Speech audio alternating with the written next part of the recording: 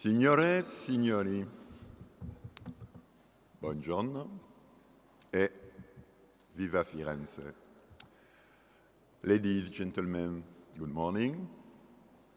Welcome in Florence. Please, look around you. Even the roof. It's a roof, it's not heaven. Heaven is, of course, more glorious than this, at least for us Catholics. What do you see on the walls? On my left, you see Florence taking over the city of Siena.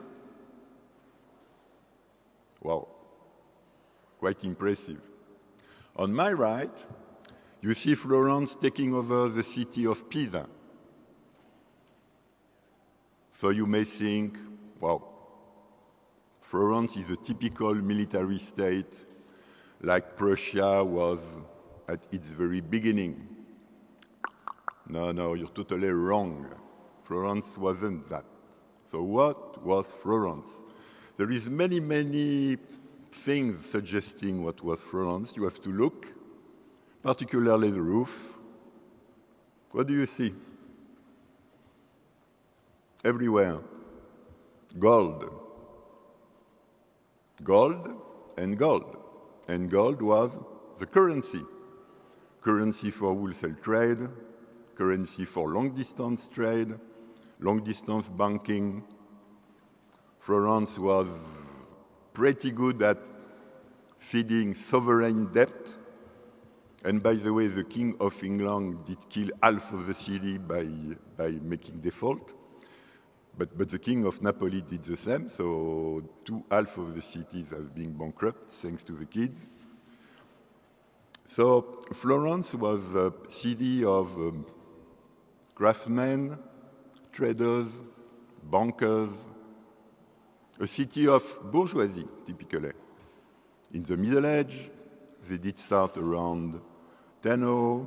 In 1300, they were still the center of the Western world.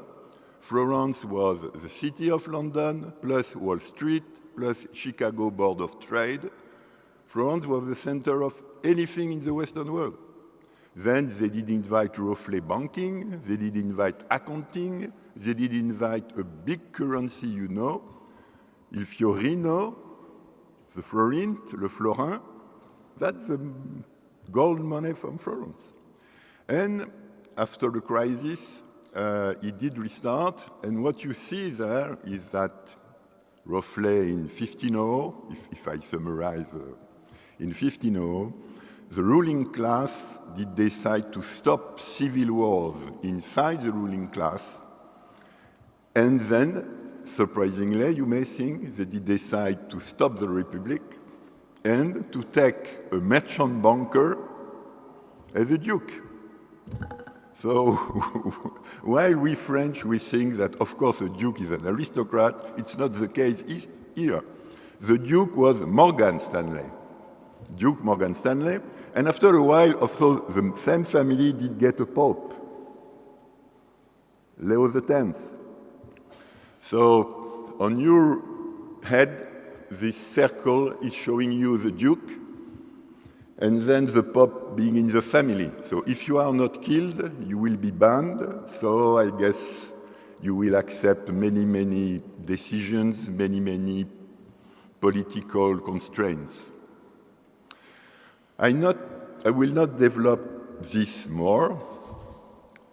Maybe you expect from me to tell you that this is the army of Angela Merkel invading Greece and Portugal to get the loan back. It's not the case. That's not what I will emphasize. I will do quite the opposite. Yesterday, the mayor of Florence, by the way, thanks to the city of Florence is providing us all the building for free for the interest of European affairs and research. So the mayor of Florence yesterday did extremely well.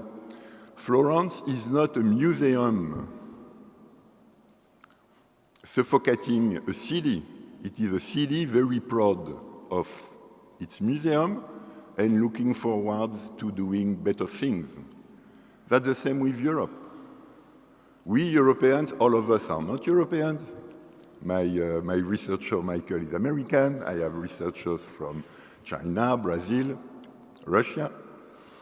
We Europeans shouldn't spend our time to cry, to wet our handkerchiefs.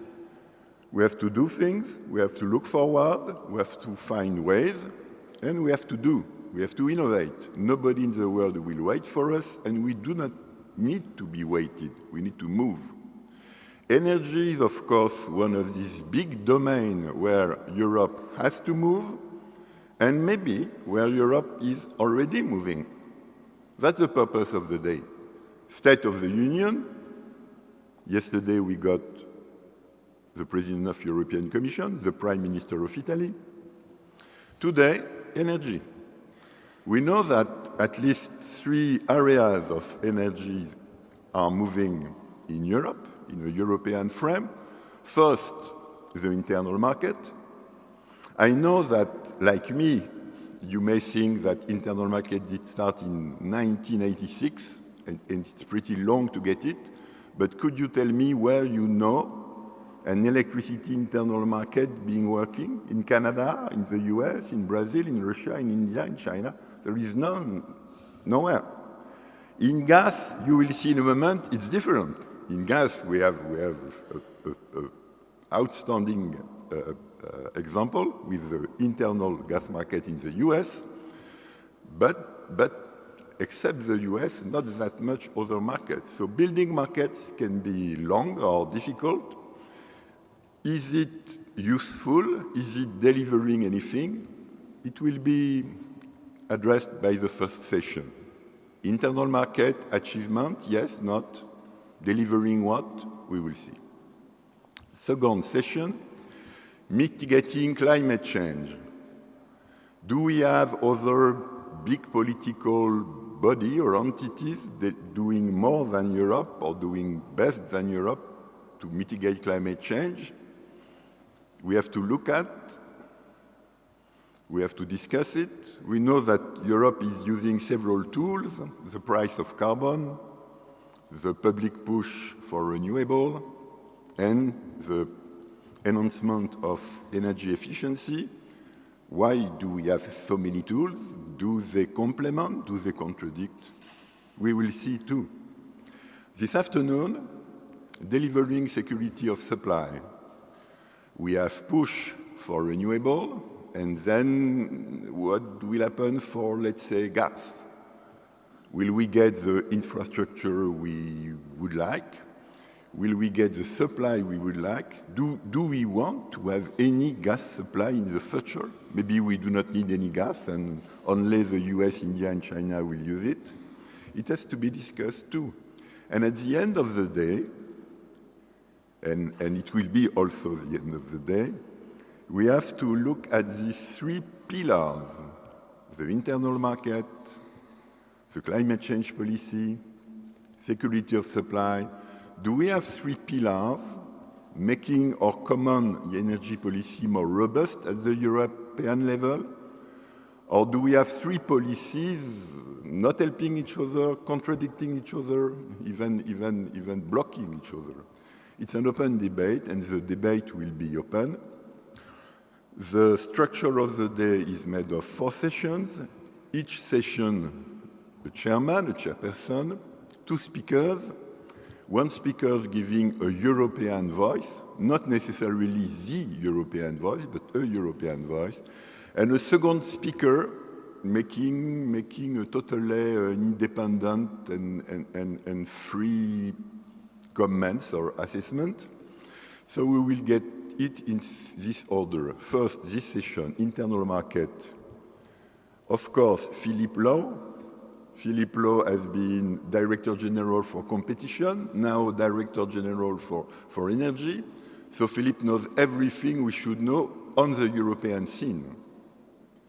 And the contradictor is a compatriot of Philippe, but not living on the same bank of the Channel, David Newberry. David Newberry is one of the most acclaimed and esteemed energy economists in Europe. and is also the founder of Electricity Policy Research Group at the University of Cambridge.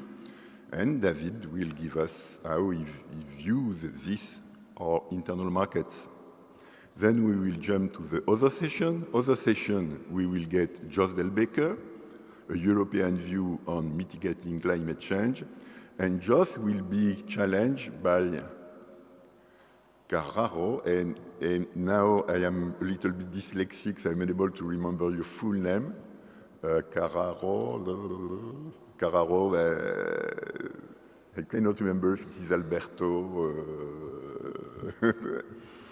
That's life, huh? You will survive, I hope. Anyway, Carraro is a leading researcher in this field. He is editor of a prestigious journal, REP. He's rector of the University of Venice, and other niceties. Then we will lunch. We are in Italy, so we will lunch for more than 20 minutes. We are not in Mannheim or even in Berkeley. And then we will resume with security of supply. Security of supply, European voice, Walter Bolz. Walter is the chairman of the Austrian Energy Authority, but also vice president of CEER, the European Association of Energy Regulators, and also vice chair of the regulatory board of ACER, the new European agency. And Walter will be challenged by a very dear friend of mine, Jeff McColm, vice president of NERA, the very big and prestigious American consultancy firm. And you will see that, as we say in French, Jeff has not his tongue in his pocket. Then new break, and we will end with 3 p.m.